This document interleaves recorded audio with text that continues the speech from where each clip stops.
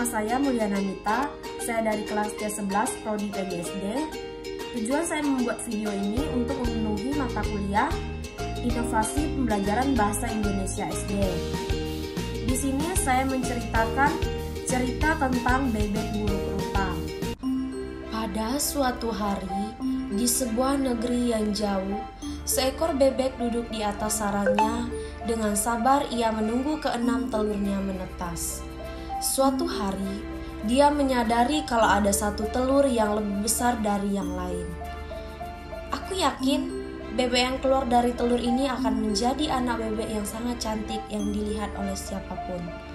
Walaupun ia meyakinkan dirinya kalau tidak ada yang salah, induk bebek masih merasa khawatir karena ini kali pertamanya dia memiliki telur seperti itu. Akhirnya, telur-telur itu mulai menetas dan satu persatu anak-anak bebek mulai muncul dengan gembira sambil bersuara. Semuanya menetas kecuali satu telur yang tidak menetas dan tidak ada pergerakan pada telur yang besar itu. Kurasa telur ini belum cukup hangat. Aku akan mengeraminya lagi untuk melihat apakah dia akan menetas. Para anak bebek duduk di samping induknya. Mereka di sarangnya untuk menghangatkan telur besar itu. Akhirnya, telur itu pun menetas. Semuanya mengawasi dengan penasaran. Sayangnya, mereka sangat kaget dengan yang mereka lihat. Seekor anak bebek berwarna abu-abu jelek sama sekali tidak mirip dengan saudaranya. Mereka semua menatap dirinya. Astaga, bebek ini sangat berbeda dengan yang lain. Anak-anak bebekku tampak menggemaskan. Kenapa dia sangat berbeda? Induk bebek merasa sangat sedih dan berharap suatu saat dia mirip dengan saudaranya. Namun, di saat yang sama dia memberitahu apapun yang terjadi bahwa dia tetap anaknya. Hari berlalu dan bebek buruk rupa itu masih tetap sama. Saat mereka pergi bersama induk mereka dan berjalan-jalan, saudaranya selalu meninggalkannya di belakang. Bebek buruk rupa itu merasa sangat sedih. Dia selalu berjalan dengan kepala tertunduk dan terlihat sedih.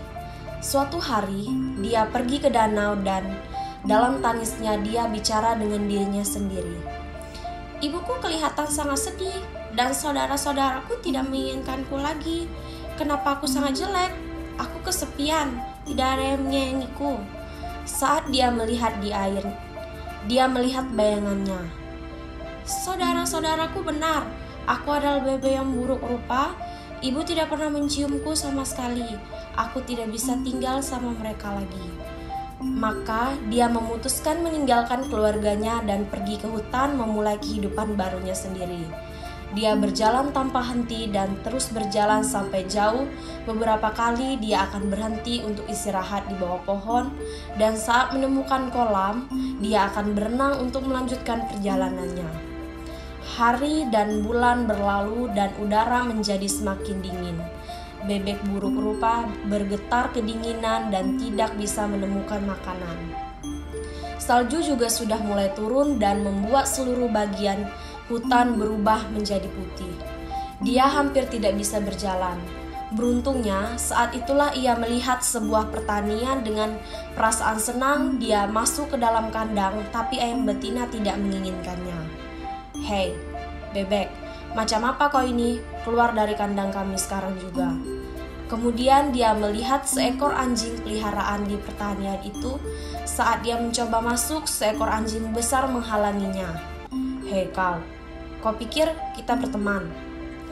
Kali ini bebek buruk rupa itu ingin masuk ke dalam lumbung.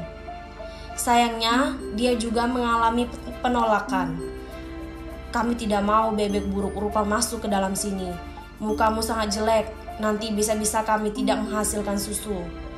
Karena banyak mengalami penolakan, kemudian bebek buruk rupa itu melanjutkan perjalanannya. Saat itu, salju sudah meleleh dan musim semi telah tiba. Di perjalanan dia menemui sebuah danau kecil. Dia melompat dan berenang dengan gembira, sampai dia melihat bayangannya sendiri. "Oh, siapa itu? Itu bukan aku.